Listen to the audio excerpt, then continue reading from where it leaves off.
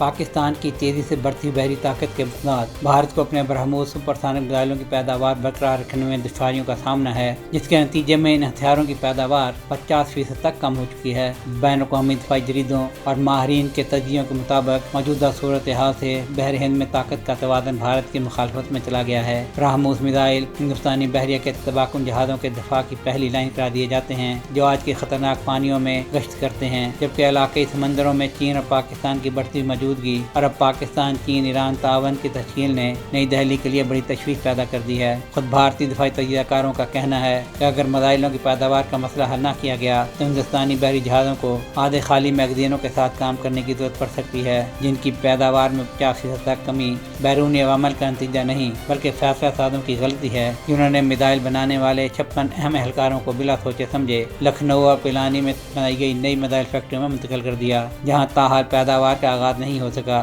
اس کے نتیجے میں نئے پلانٹس کے فعال ہونے سے پہلے ہی حیدرآباد کی بنیادی صورت کو ختم کرنے سے میزائلوں کی پیداوار میں نمایاں کمی آئی ہے۔ بھارتی میڈیا کی رپورٹ کے مطابق اس طرح کے تکنیکی منصوبوں میں کسی ماسٹر ٹیکنیشین یا انجینئر کا تبادلہ کرنا کسی سادہ پیشہ ور کے تبادلے سے مختلف ہے، کیونکہ میزائل سازی میں جیٹ انجنوں اور دیگر جدید نظاموں کو درست طریقے سے اسمبل کرنے کے لیے برسوں کے علم اور تجربے کی ضرورت ہوتی ہے۔